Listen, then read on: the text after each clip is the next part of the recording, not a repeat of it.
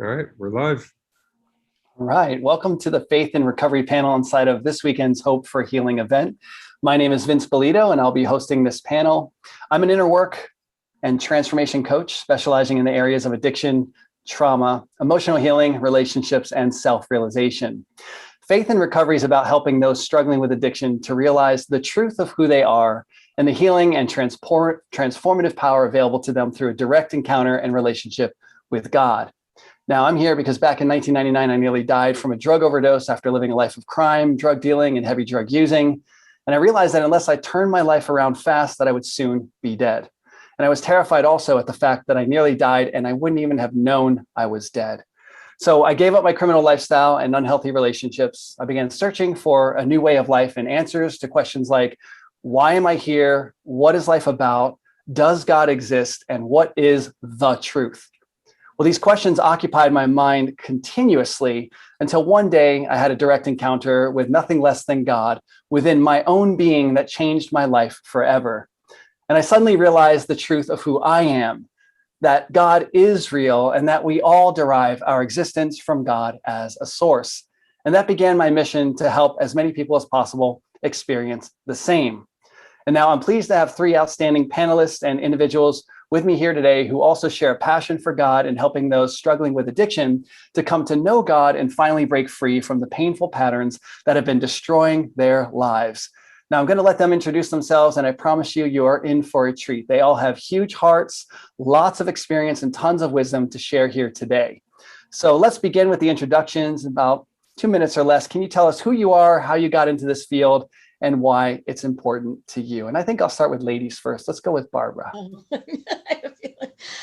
Thank you so much for that, Vince. And I'm so grateful to be here. And, never did I think I would be in this situation. Alcoholism and addiction really didn't, well, I shouldn't say it didn't run in my family. I see my mother's really a hoarder. And I've tried to say, well, that's a legal form of addiction and somewhat, but the isms were there. And so in high school and all that, I really wasn't a druggie and drinking, but I found myself in a very contentious marriage. And over time, I started to really use alcohol to numb myself, to deal with things. I really didn't have other tools that I knew of working with all the angst. And of course, it's always the squirrel in the cage and your mind going on and on and on. And I wanted some relief from that. And I ended up with 2 children, and my second daughter was really acting out a type of child, brilliant child, but a conflicted child. And so having those 2 factors going on, I just felt like my life was so unmanageable. And I just kept, I didn't even realize how my alcohol was increasing more and more. Oh, my husband's going to come home from work, I gotta have a drink. Or then I found myself as a single mom, and working with my daughter that was a conflicted child, and working against the system. And Nathan knows about parental alienation. I didn't really understand that. And I think I stayed too long. So I should have taken other types of measures, but I really felt like keeping your family together and marriage as a woman was a big part of my responsibility.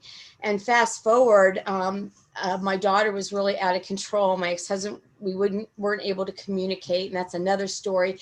And I just said, God, I don't know why I'm in this space. I've done everything I can think of, but there's something bigger happening here. And I'm giving it to you because I don't know what to do anymore. And that was sort of my moment. And I knew there was something else. And so I was working on recovery in this situation, and I would get time and maybe 5 months and something would happen. And so it was really a very, very contentious, dark time of my life. And my daughter ended up taking her life. And, that really, what it has done is, and what the program of recovery has done, has brought me to such a deeper spiritual awakening in my life. And so first of all, my program had to become first. I kept putting my children first and job first, all these other things, but I could not get it until it was one day at a time. And this self-care and recovery had to come first.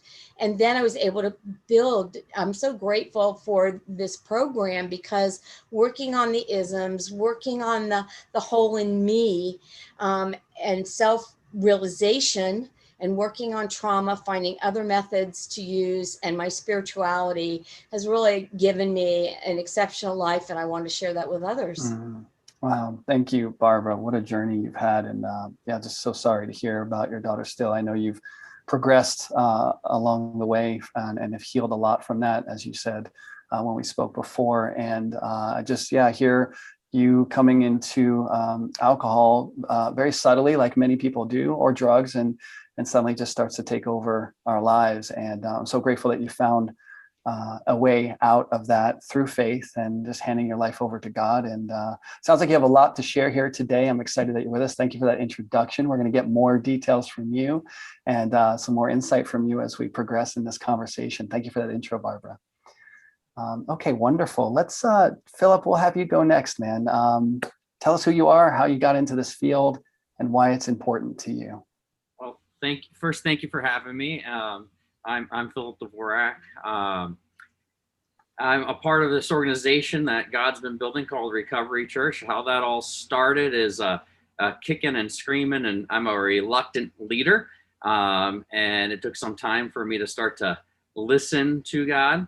And so I'll start with my story. I grew up in a good, typical American dysfunctional family.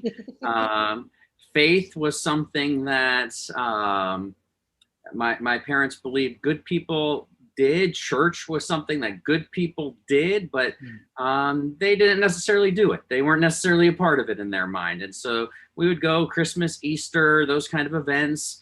Maybe there was someone's wedding or funeral. And there were some short seasons that we all went for a season because something had happened. Maybe my sister got into a horrible car accident or something like that brought the need for God kind of to the surface. By the time my oldest brother's 10 years older than me. And by the time I was very young, he was already out drinking and using. Around 13 years old or so, he started using. And so he had progressed quite rapidly, and his journey was a progression of alcoholism. He was always ahead of the curve. And so I was never as bad as him in my mind. So I never had a problem because I wasn't as significant of a problem as he had. And so it didn't matter that I was going to school with a bottle of vodka and a water bottle, or starting the day off with Kahlua and cream. I was just a high schooler having fun, or I could always hide because I wasn't having the bullet holes in the car, or the severity of progression when you add 10 years on it.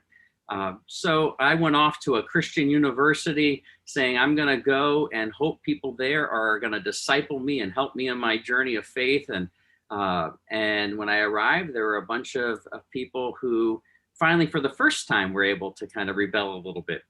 And I went right along for the races with them, and was pulled in two worlds at that time, between ministry, but at the same time, my drinking was taking over.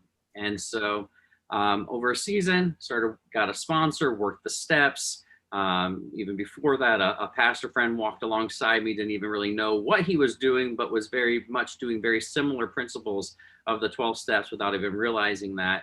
And then just fell deeper in love with Jesus, deeper in love, but still had never truly accepted that I was an addict or alcoholic. And because I was never as bad as those people in my mind. And over time, working with people, over time, being in this process, God allowed me to discover that it's not those people over there, that it's us, that I am definitely one of those people.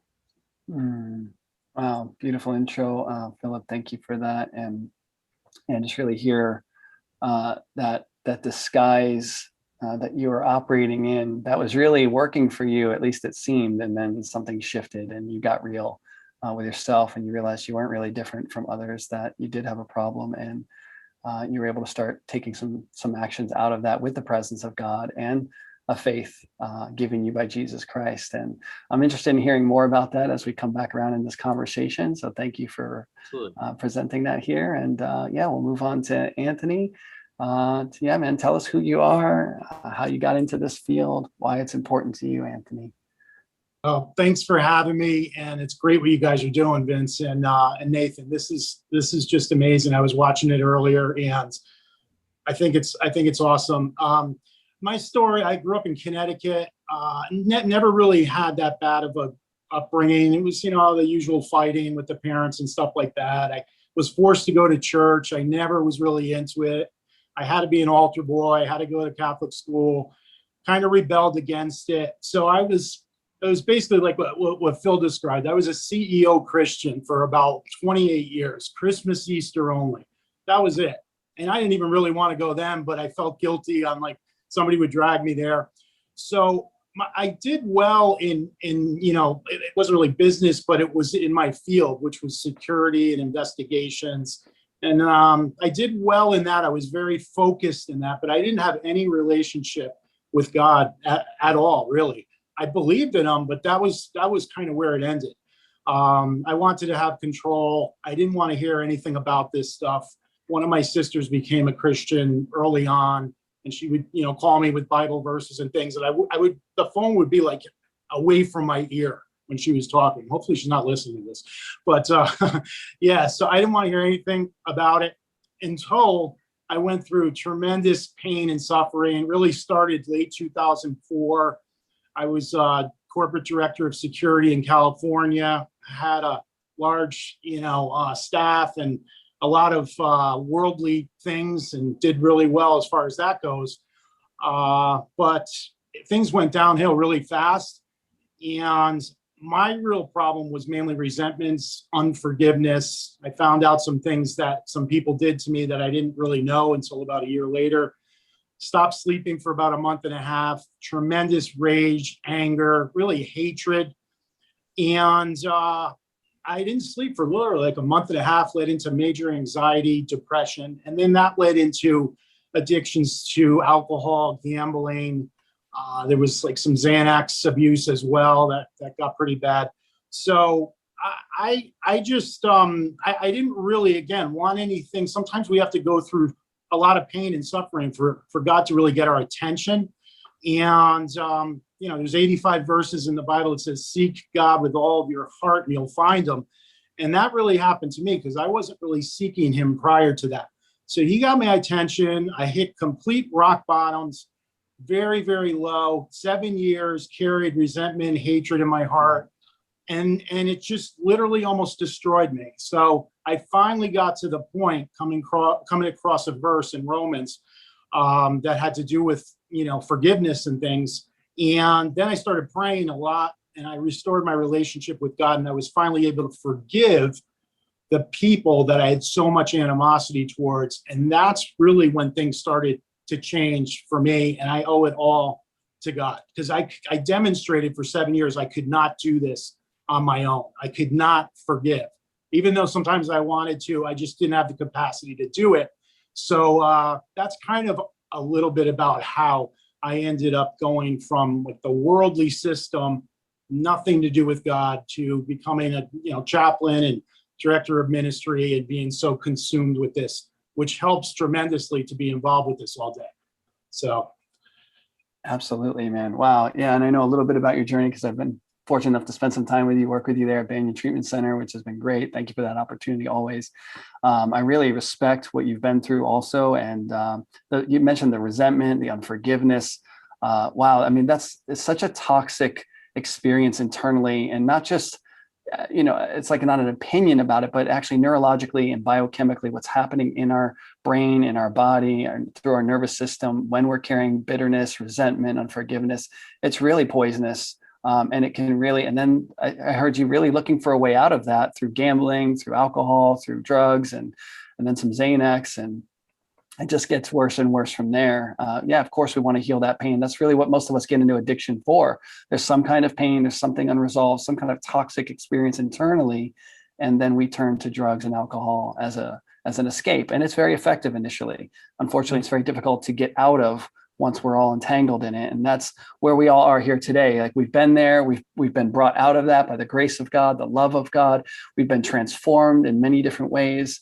And we're passionate now about serving humanity and helping others do the same. So let's move into some of that. How much of the process of recovery is spiritual and faith-based in your perspective? And how does faith actually make a difference? And I know there's different perspectives on this for everybody, so it's going to be interesting to hear from all of you. So I'll ask it again, and I'll start with you, Barbara. We'll pick back up with you now. How much of the process of recovery is spiritual or faith-based, and why and how does faith make a difference in your perspective? Well, I think it's really huge, and I think it's when you're in the rooms, especially, and people are just coming in and in early recovery. And in my early recovery, I did have a religion, and I'd been, in that religion for many, many years. And, actually it was interesting to me when I started coming into the rooms that a lot of people were of that same faith and also would say they're recovering from this faith. So I think that when you have different spiritual things,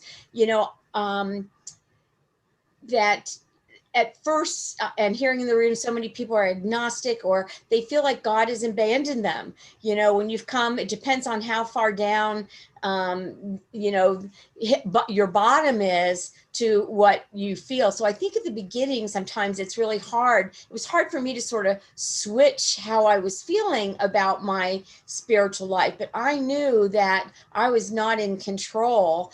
And when you're in that desperate place, it's like that's the only thing that there is. And especially when I lost my daughter, and right before she took her life, I gave it over to God, and I was on this spiritual path. But the beginning in recovery, I was in Orlando, Florida, and there started to be some meetings, candlelight meetings, some meditation meetings, some other. And I think that the beautiful thing about the 12-step programs too, is that you're able to have a God of your understanding to get started. I think, there's a bridge. And then as you get time and you start working this program and you start working on yourself, that's all you can do is work on yourself. And, I was in a meeting and I was an aha moment, and they said, this is a thinking disease, not a drinking disease. And I was like, oh, and then I realized that I was taught resentment, blame, I was a victim, and that's what I had to work on. And is it fun? Is it happy work to do? No, but I saw people, I'm like, why are you smiling and laughing in these meetings? This is not funny. I would be angry. And it's because doing this work and trusting, now my faith is so strong no matter what's going on. I just have this, there's something bigger than me. God is bigger than me. The universe is bigger than me. And yeah, I have to be bonked on the head to switch, to change. And I view it as for my own good, because I have trust now. I have trust. I've walked through fire. And as Anthony said, I couldn't control things. No matter what I could do, I couldn't control things. I can't control my children. They are children of God. And so I am so grateful I found my journey in spirituality, and it's a practice every day. I used to, go to church on Sundays, or, not even be present in church. Now I choose those kinds of activities, and I don't want to leave, when I found the things that where I'm being fed. I feel, my soul is being fed. And then I don't feel like I have any interest in using any substance, because I don't want to alter my state of being. So I hope that makes sense there. Yeah, it does. There's a lot that you said. And, I really got the rock bottom part as a turning point for you, as it is for so many of us. Like, we really don't need God, or we don't really need anything else. We usually feel like we're okay in ourselves until there's a major life crisis, or we're really finding that we're powerless to manage our lives. Like the first step in AA is just coming to admit that, I'm powerless over this addiction. I can't manage my life. second step is coming to realize that there is a power greater than ourselves that can restore us to sanity. And I think it's pivotal that you're pointing to that. That is really what starts to make the difference. When we are utterly helpless in ourselves, as you were yourself, there was just nothing left. There was really nowhere else to go. It's just like the only option left is God. It's like people can't do it. The things we're doing can't do it. No, there's nothing else. It's like we're forced in that moment, squeezed basically to lean on something we've never thought to lean on before. And even if we don't know what that is, like in AA, the opportunity to just have a higher power without labeling it, as many people have been oppressed by religion, especially in the Christian culture. There's just a lot of manipulation and force and coercion for a lot of people in the Catholic Church. And there's different ways that people are abused by religion, that they can't come to a God or even a Jesus because their connotation internally is so negative that it has to be something other. And I think that transitory step of just having a higher power, something bigger than me, is a good place for people to be. And I'm glad you brought that into view here. So thanks for that share, Barbara. I'm going to ask the question again, and I'll check in next with you, Philip. So how much of the process of recovery is spiritual and faith-based is the first part. And then why and how does faith make a difference in your view, Philip? Yeah. So one thing I think we have to clarify sometimes in the rooms and just in general, the whole treatment industry, we get confused of the difference between treatment and recovery first. And so, yes, there's a physical component. Yes, there's a mental component. Yes, there's physical withdrawals. And sometimes the church doesn't understand that. And so they just want someone to stop. And we need to understand, you know what? They're physically dependent, and someone might need detox, and there might be an actual medical going on there. So there's that piece from what would be treatment. But for me, treatment is more, we're just changing the bow of the boat. We're getting the direction to go, and we'll play it out, and hopefully a person ends up in the right direction. So it's just changing someone's trajectory a little bit, getting them stabilized. But recovery is something different. And so we have a slogan that, in Recovery Church, where we say 12 steps, one goal. And if you look at the steps, the 12th step, having had a spiritual awakening as the result of the steps. Nowhere that in typical recovery literature does it say the goal is to stay sober. The goal is a spiritual awakening. The goal is a new life. The goal is, as Jesus would say, to be born again.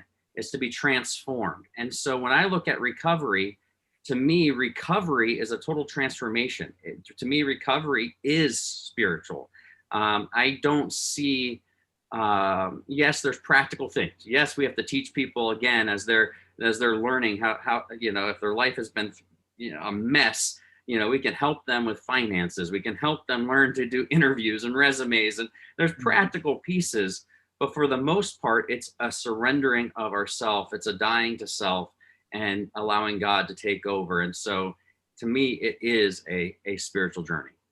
So beautiful. Thank you for that, man. And I really love that you made the distinction between treatment and recovery, and also really pointing out that a lot of people, whether it's the Christian faith or just, our parents or family members, there seems to be a disconnect because of lack of experience to understanding what's going on emotionally, physiologically, when it comes to addiction, when it comes to trauma. There's just a lack of education and awareness and experience. And people have also typically been avoiding so much of their own pains and hurts for so long. They've gotten really good at strategizing ways to avoid feeling that when other people are going through severe issues and challenges, there's a disconnect. They just can't be with it. They just want to tell people what to do. Just change this, just do this. Just why can't you just fix yourself? Why can't you just make a decision? And it's like, it's so much deeper than that. And that's why I've specialized in inner work coaching, which is to really help navigate the terrain of the mental and emotional and physiological components that most of us are typically unaware of, and allowing people to learn about that space and to make peace with that space within. So I just really love that you brought those distinctions to the forefront here in the conversation. I think it's rich and important. You also mentioned, I just want to highlight this, that the goal is not sobriety, but the goal is really spiritual awakening ultimately. And I just think that's so beautiful that, you made those couple contrasts in that share there. So thanks so much for that, man. I'm looking forward to digging in some more. Wow, this is rich already. We're going to go to you next, Anthony. Question is, how much of the process of recovery is spiritual and faith-based, and why and how does faith make a difference in your view? All right, that was great. What both you guys were saying, and Vince, you have such an amazing way of, everybody talks about getting to the root cause of things, and you just kind of drill right down to it. So thanks for that. What I would say is, I'm going to quote a study from McLean Hospital, which is part of Harvard. When I hosted a radio show a couple of years ago, I was blessed to have on Dr. David Rosmarin, who heads up the spirituality and mental health programs at McLean Hospital. McLean Hospital it's usually in the top 3 or 4. It was the #1 adult psychiatric hospital. And a lot of those people come in with addictions as well. And he did this study, him and his colleagues, a few years back, and he thought it would be about 20% of the people would want any type of spirituality coming in there. And his colleagues thought it would be about 10% that would want anything to do with faith or spirituality. And it ended up being, from their survey and their study, it was 58.2% of people coming in, mental health disorders, addiction, dual diagnosis, that wanted that as part of their programming. And it's interesting that McLean is the only one out of the top psychiatric hospitals in the country, Menninger Clinic in Houston, Mayo Clinic, all these different major hospitals that have this type of programming. So I thought that was really interesting, and he explained it of why it's so important, and he just did an amazing job with that. What I think happens from my experience, and then also from working in this field for like 8 years now, most of our clients come in with a distorted view of God. And maybe it was the denomination they grew up with. A lot of times it was that. Maybe it was their parents. Maybe it was just what they heard or their friends were saying. But there's 2 usual hurdles. One is believing that he even exists. And most of them do. They'll say, hey, I believe in God. I get that part of it. The biggest hurdle, I think, is why would he want anything to do with me after the life that I've been living, after all the times I rejected him, after all the disappointment and hurt and pain that I caused everyone in active addiction and out of active addiction. So I think what we try to do at the faith program in Banyan is really let them know that, see yourself how God sees you. He didn't write you off. You're not too far gone. He still loves you with an unconditional love. He wants to forgive you, and he has a plan and purpose for your life. And we reference the teachings of Christ, because the teachings of Christ are more aligned with that than the religious rule-keeping, judgmental condemnation that they may have just been coming out of, depending on wherever they even were going to a church or their family was going to a church. The other thing that's really important, and Vince, you touched on this and kept saying a few times, disconnect. I think that's huge, because this is not the easiest thing in the world to understand. It's a very inexact science in most cases. When you're talking about the brain, you're talking about mental health disorders. Like you said before, Vince, we're usually trying to numb and medicate pain. Mine was resentment, betrayal, unforgiveness. That was the root cause. And it led me down a really bad road, and I tried to numb it. I was trying to distract myself from my misery. And there was a lot of misery. And then you start to talk to people that don't really understand this, which most people don't. And then they start judging you and blaming you and shaming you. So then what do? You just I started to withdraw from society. I didn't want to talk to anyone. I didn't trust anyone, because they were going to come at me, and I was the problem. Not everything that was going on, not the brain, not the major depression, not trauma, nothing like that. The focus was, you're the problem. So I think with faith and spirituality and all of this, the key, I think, to it is to focus on Christ and the teachings of Christ. Amen. And, not to undermine any biblical principles, but he surrounded himself with the worst people there was back in the day, 2,000 years ago. So why would we think they're outcasts, or they're too far gone, or they're just addicts, or they're whatever? And that's what they've been hearing over and over. So we're trying to pull them out of shame and guilt and all of that stuff that they're usually in. We're not trying to lay more on them. So that's kind of my thoughts on this. But yeah, thanks. Yeah, really good, man. Also great points from all of you, and great points, Anthony, about the disconnect, recapping on that, the shame and the guilt that especially that most people are dealing with shame and guilt at some level, but in addiction, it takes on a whole new form, a much deeper form. There's a lot of bad choices that we make, as I know I've made, as we all probably have made in that space. And then the impacts on our relationships, the impacts on our own life, the loss of, it could be money, our business, our own sense of confidence and self-esteem. And it was already not so great in the first place, probably. That's why we ended up in addiction to begin with. But then it just really spirals down. And I love how you brought the teachings of Jesus into the forefront and the character. I also hear you, really focusing on the character of Jesus versus religious tradition and rules and, cultural bylaws. It's really about who is Jesus actually in the being and the presence of God in human form. And I've been striving to understand that further. I had an encounter with Jesus directly. I mean, I didn't get Jesus through an altar call. Wasn't even interested in Christianity or the Bible or anything.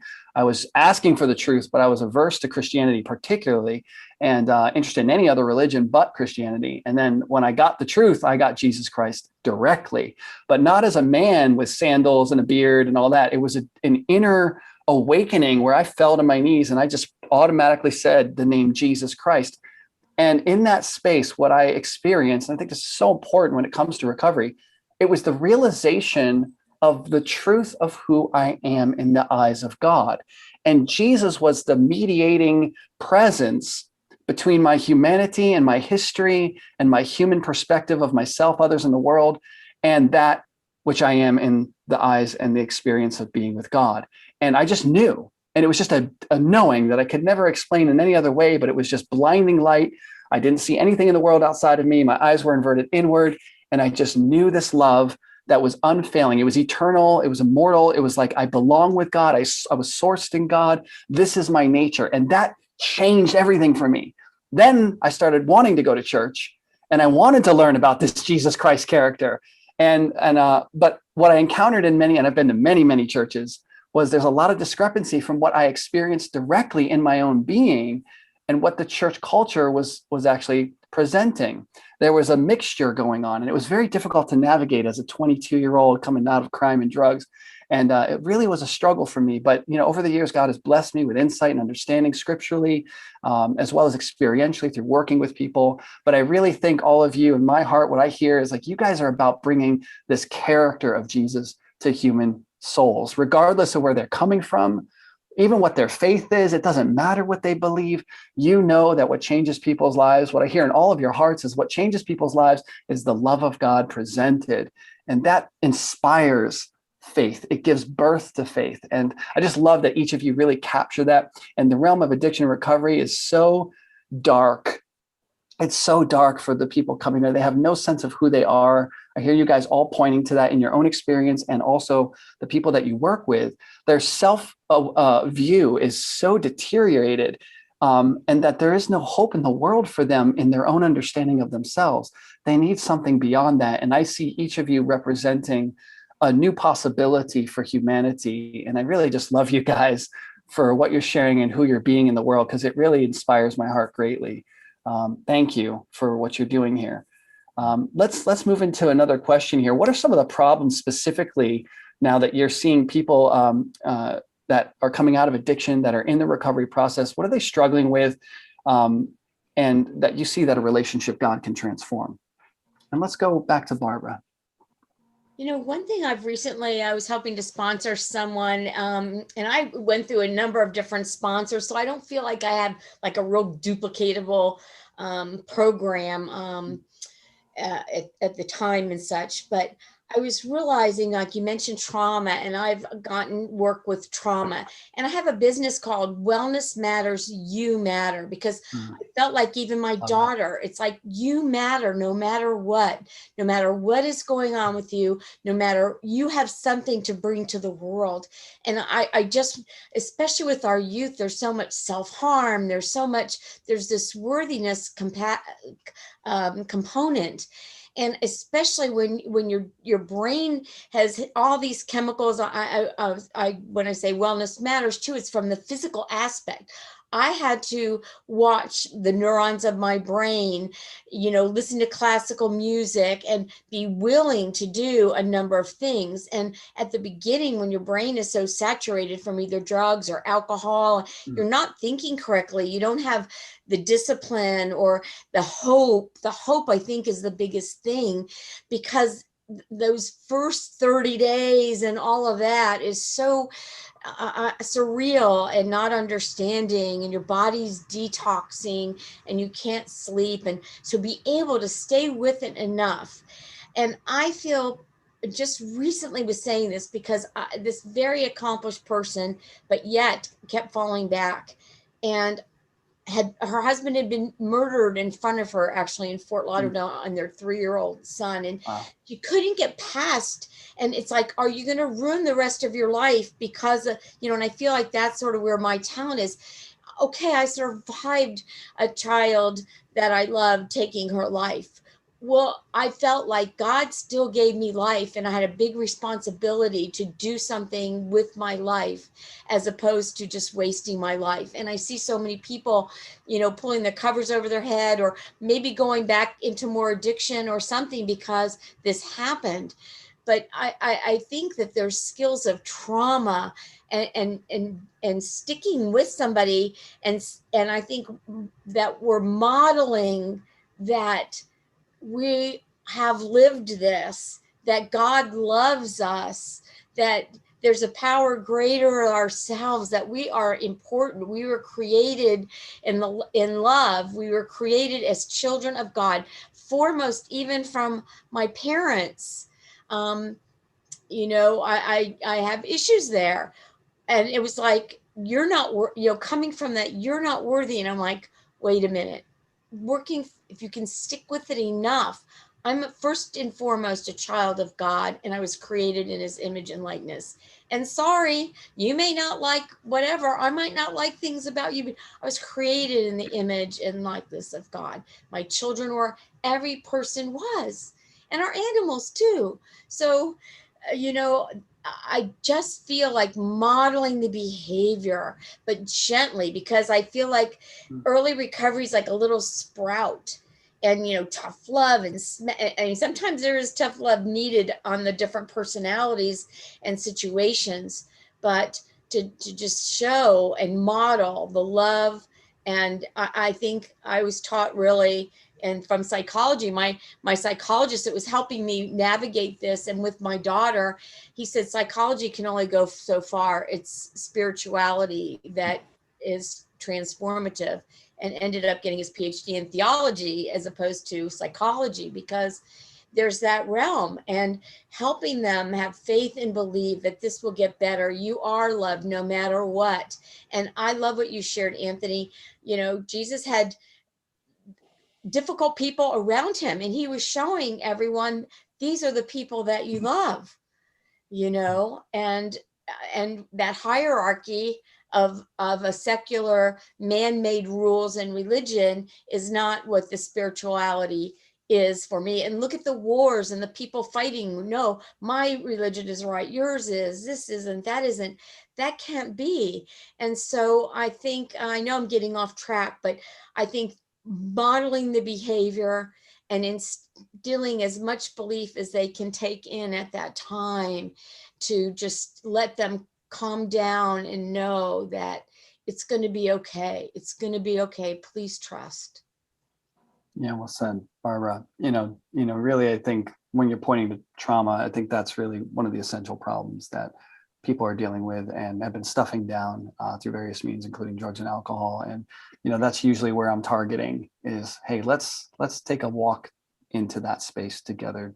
Let's carefully navigate the interior of your soul. Where are you hurting, really? Let's get past the pretense and all the avoidance and the protectors, and just really start to see and sense and feel inside of you what's not been feeling good. And modeling, like you said, just for me, I model that presence of God with a person. It's like, I can be with that, and you can be with that too. We can be with your pain. We can be with your shame.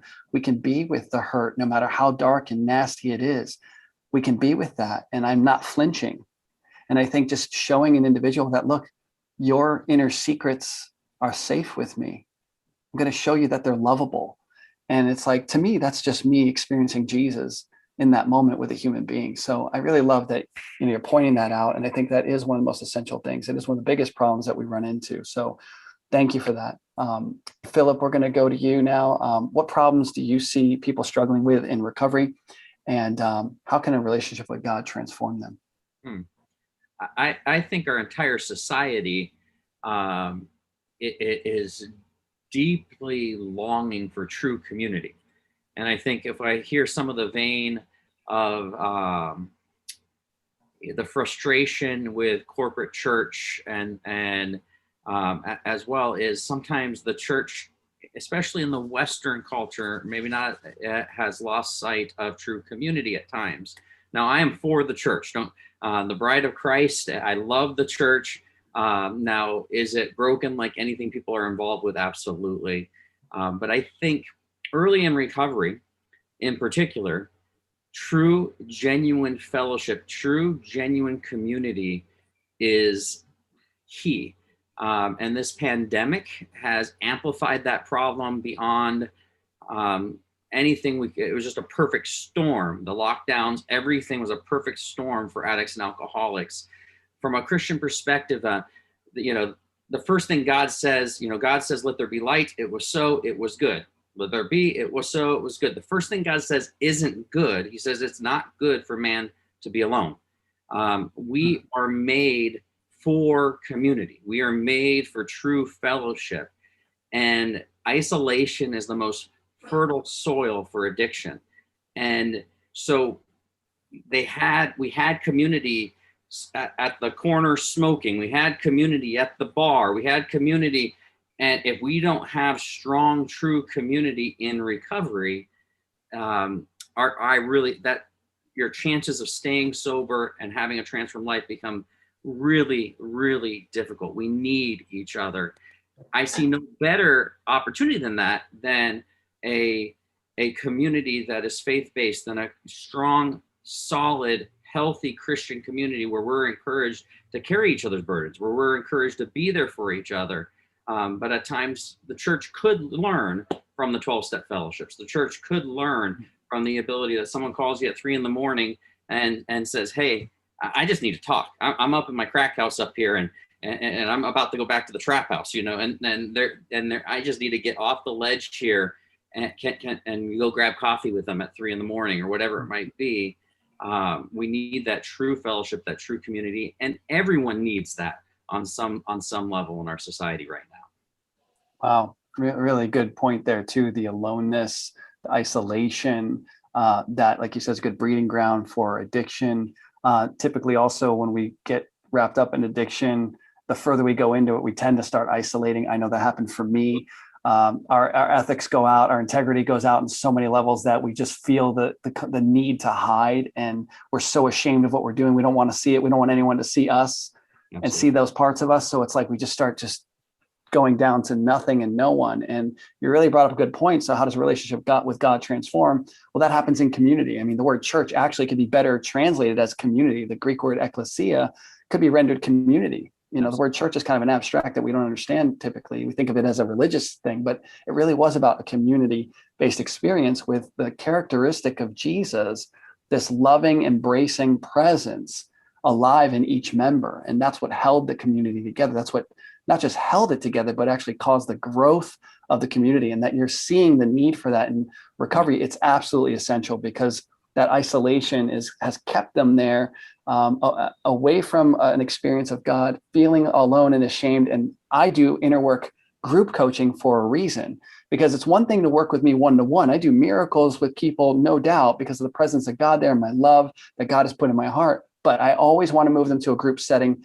because in the group setting, when you hear 3 to 5 or 10 or 20 people acknowledging your pain, validating your pain, telling you it's safe for you to have what you have, that they could hear the problems and the things that you did that were terrible and still embrace you for that, and just let you know how loved you are in spite of what you've done or been through. Like, there's something that happens neurologically and biochemically in the human being that can't happen in even a one-to-one setting. it just helps them feel accepted again on a grander scale. And they feel like they can come out now and be with more people. So really good point also there, Philip. Thank you for bringing that up. Can I add a little caveat there? Yeah, sure. We got time. Most women are isolation drinkers, so when you talked about community at the bar, community here, like, so from the women's standpoint and women's meetings, almost everyone comes in as an isolated person and individual anyway. So sometimes it's uncomfortable being in the community at this point. So just putting that little caveat there. Well said. I mean, my mother was an alcoholic, and I witnessed that many, many, many years. And it was painful to be around that. That was part of what got us into so much trouble, and me into so much trouble, was her alcoholism. I know how that led to just terrible relationships. So yeah, thank you for that. Yeah. She just passed away in March, is why I was down in Florida. And that was an interesting experience. I won't go much into it, but I'll just say that there was a transcendent quality of how her passing away actually continued to give more of God's life back to me. She instilled faith in me as a young boy. She loved God. She believed in Jesus. She prayed over me and did those things, even though she was drinking. And I kind of rebelled and said, I don't want anything to do it. None of that was making sense to me, but eventually it did come full circle. And I do attribute a lot of that to my mother's dedication and devotion to God and to Jesus as a little child. So yeah, thanks, Barbara, for that. Anthony, I want to give you a chance to answer this one. We got about, we got about 10 to 12 minutes left, and then we'll start the closing before we head into breakout rooms. But what problems have you been seeing in recovery, especially in the recovery centers you're working at, and what people are struggling with basically, and how does that relationship with God transform them from that? Yeah, I would say that as far as the issues sometimes that come of the person, whether they come to Christ or they're restoring or developing a relationship that they never had with God, sometimes there's so much mistrust between the family members, the loved ones, the closest friends, and the person that's in active addiction and coming out of that in recovery, that they usually oftentimes distance themselves from the person. And I think it's just like a natural defense mechanism because they were so hurt. I think it shows how much love they do have for the person. I've gotten out of treatments and just kind of picked up from where I left off with people. Hey, let's go to lunch. I haven't seen you in a couple months. The close relatives, the loved ones, they can't do that. There's too much devastation. There's too much pain. So I think what happens is when people start to, I facilitate calls with families all the time, and I'll be telling them how amazing they're doing. And they'll be telling them, yeah, I'm going to church now. I'm reading the Bible. I feel this peace. And they don't believe it. You could just hear it in their voice. They're skeptical. And I always tell the client, don't get discouraged by that, because you gave them a lot of reasons to be skeptical, and they still need to heal themselves. And sometimes it's even harder because they're going through all this stuff without numbing and medicating the pain like the person in active addiction. So I think that's part of it. Barbara said something that was really important too, like something to the effect of modeling love, right? And just there's a saying, it's not there's no fifth gospel, but it's just a saying. It says there's a fifth gospel, and the fifth gospel is us as Christians, because people are going to be looking at us and how we interact and how we handle conflict and how we handle adversity. And the saying goes, most people are never going to read the first four. And it's just the case. Like, a lot of people aren't going to pick up the Bible and read Matthew, Mark, Luke, and John, but they're basically going off of what they see from us. So, I mean, what we see in our program is genuine transformations of the heart, and God does that. That's through the Holy Spirit. I can't do it for them. The therapist can't do it. The family can't do it. It's not just behavior modification. It's genuine transformations of the heart. They know it's God, and we know it's God. And it's just an amazing thing to witness. It increases my faith almost daily, because these people are coming from so far away from God, hating God, not even wanting anything to do with him at all. And then all of a sudden they have this thing that just starts happening, and this connection and this transformation, and they start to feel peace, and they start to feel more joy, and they start to feel loved. And then they want to share that with others. And that's basically what we're created for, to know God and go out and let him be known. Amen. Really beautiful also. It's just so much in what you're sharing there, Anthony. Thank you for that. I will attest that I've worked in a number of recovery centers in South Florida that were not faith-based. And the difference between the quality of the clients in those centers versus the quality of clients at the Faith and Recovery program, where I had the opportunity to come, for a series of Fridays, for almost like a year, I think, was amazing. I just loved coming there. There was such a freedom and a flow and possibility because the faith was present to whatever degree. There was just something that was present in each heart there for whatever reason that they had for themselves have come to God in whatever way. And I just could see the way they were with each other, the way they were in my presence. There was just a greater freedom for me to be with them and create possibilities with them because of that. So, I can say by my own direct experience that having faith in the program certainly adds so much possibility that just isn't available otherwise. Because I saw the struggles inside of other recovery centers that clients struggle with. Like they had nothing else to look to. They were continually wrapped up in a conversation in themselves, of themselves, about themselves, and there was nothing greater. And so they couldn't transcend themselves, which was the thing that got them in the problem in the first place, right? Their own mindset, their own conclusions, their own whatever, their pains and their hurts. So, really love that you're bringing what you're bringing to the table. We got about 10 minutes before we got to start wrapping up. I think what I'm going to do is go into this last question. It's really kind of important here. We can kind of free flow from here, but I want to get your vision for the future and aligning the goals of recovery with God or faith or spirituality as you see it. So Barbara, we'll start with you. What's your vision for the future, and aligning your goals with of recovery for people with God or with faith or spirituality? I think that we need to talk about it more at the beginning even. And I think sometimes we tiptoe around it because there's such repulse.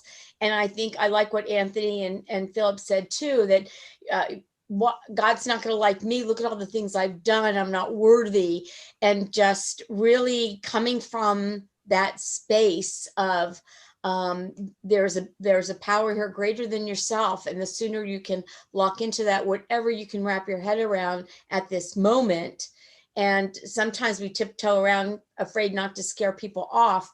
And what you just said, Vince, was very powerful then, because you saw the contrast in recovery. So that just gave me a stronger belief in not being so timid and being more bold about it.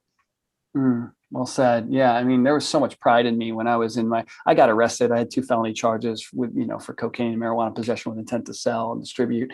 And it wasn't enough for me. I was court ordered to go through a recovery program, and I just did drugs the whole way through and found ways to bypass all the P tests. And there, I just manipulated my way through the program because I wasn't serious yet. It wasn't enough pain for me. And I've seen a lot of that in recovery centers. Like people are there, but they're not really there. There's like the heart commitment's not there yet. But then when I finally overdosed, and which was a 3rd or 4th overdose in my life, but it was like one that was really serious. I was driving when it happened. That really got me to realize I need more. I really can't trust myself. And I think it's a difficult place to be for addicts. But it's the only place to start, because it's because of our own self-will and the construct of our own mind and emotions that's got us in so much trouble. Unless we're willing to let that go completely, we don't really have much of a chance of recovering. We have to really get out of ourselves. So yeah, thank you for that. And I have to add a little piece in there that it almost makes me want to cry. Because I go to a lot of women's meetings and they get much deeper. And I'm sure if you're in the men's meetings, they go much deeper than the mixed meetings do. And so then as you were saying that, I was feeling it as the mother of not being able to save your child and being in the meetings with the mothers that their sons are in this. And no matter what they've done, no matter how many treatment centers they've gone to, until they get it, they can't get it. And as a parent, it is so heartbreaking. Even if you got it, it's in your family, you've been that path yourself, and maybe you're using when your children were little, maybe, but the heartache as a parent watching your child go through that. Thank you for mentioning that. I'll also add that just one of my big focuses, I worked with a lot of parents who come to me with their kids, they're struggling with addiction. And what I find is like something that kind of Philip touched on was that disconnect. It's like parents really don't know how to connect with their children in that situation. Parents tend to have a kind of controlling, forcing, directing, manner about them. And this is undermining the person's own individual choices.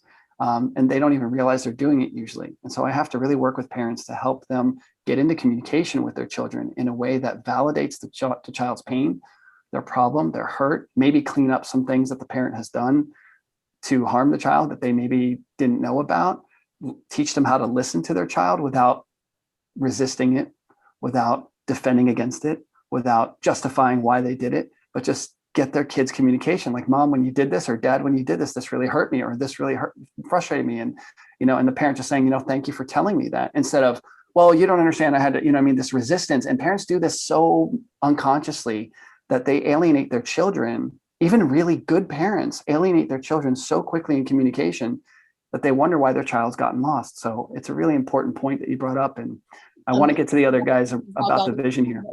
Then afterwards, I was so proud that I'm getting this. And we went to my godfather's funeral. My dad's like, well, can't you just have a glass of wine? Can't you just, like, they don't really understand.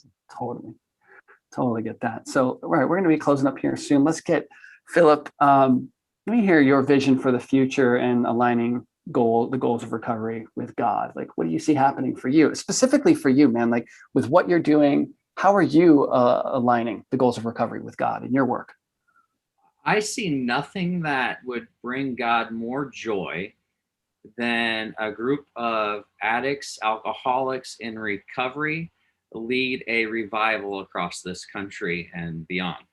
When I look at the life of Jesus, I look at the outcast, I look who he sought after, I look at the story of grace and forgiveness through Jesus, and he, the criminal on the cross, down to the demoniac, down to anyone, he was going after the outcast.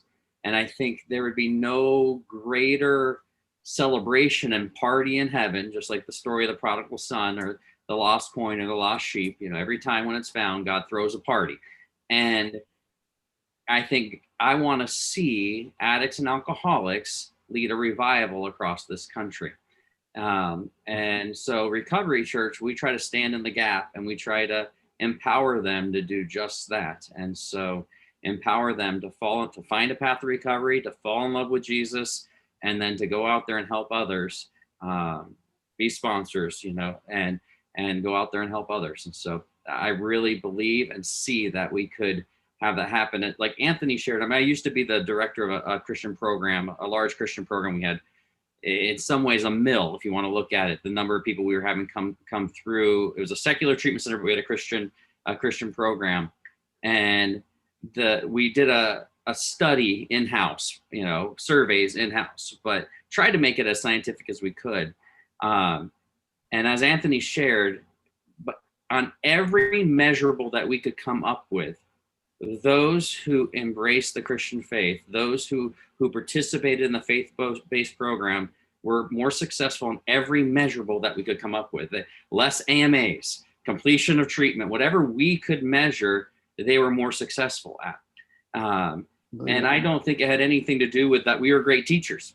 I think we created an environment that said, okay, God, you're allowed to be here. Okay, God, show up. Okay, God, we're going to listen to you.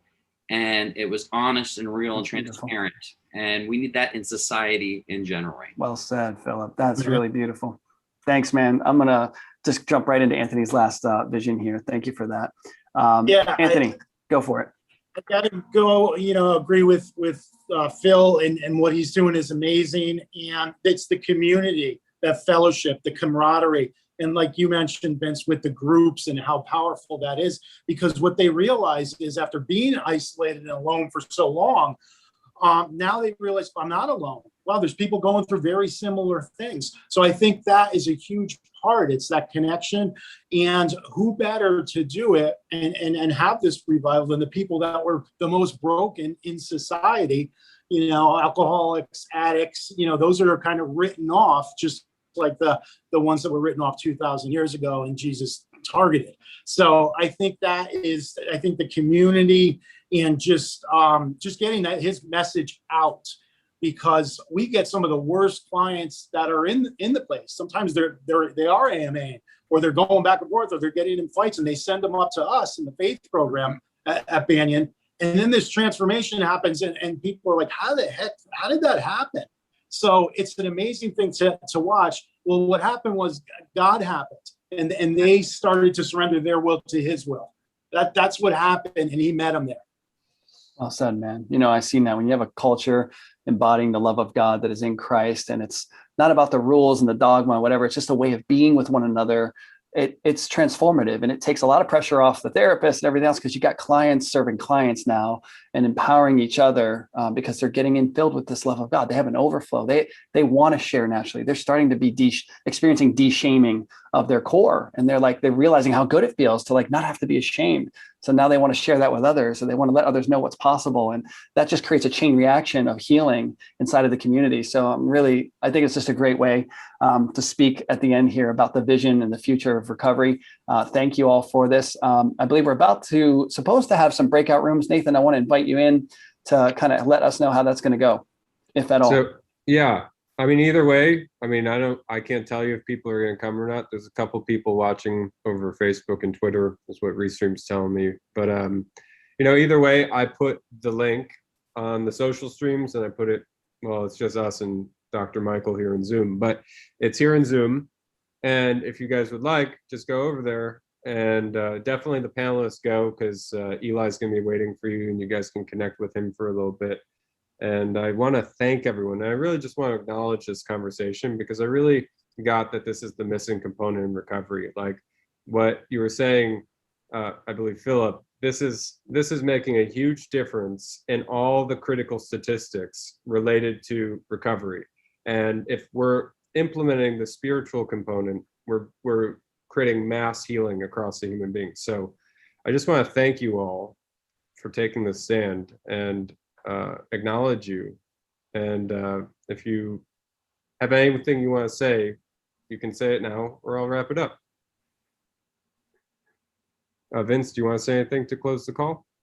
I'll just say, Philip, thank you for sharing. Thank you for being who you're being in the world. I would love to connect with you more, especially when I come down to Florida, and I'm going to be in Jupiter Farms again. So it'll definitely be great to come meet with you. And I really want to learn more about what you're doing there. Absolutely. Barbara, thank you for your heart, your compassion, your care. Your story is phenomenal and outstanding. There's so much healing that people can have through your particular story and your journey through recovering, not just from alcohol, but also the loss of your daughter. I think that's just an important communication to deliver to the world. And Anthony, thank you, man, for just all the opportunity you've provided me and so many people there at Banyan. I've just seen it. I see your heart, how much people just love you and how much you love people. It's just awesome to witness that and to see the transformation taking place. You guys are real champions for human being. And I just love that I had the opportunity to be here and ask these questions and hear your answers and be in connection with you guys. You guys are great. Thank you for that. Thank you. Thanks for doing this, and thanks for asking me to come on. It's been a pleasure. Yeah. Awesome, guys. So I don't know about the breakout rooms, Nathan. You want us to go into that? Yeah, just for a few minutes. We'll Eli's there. You can just hit the chat. In the chat, there's a link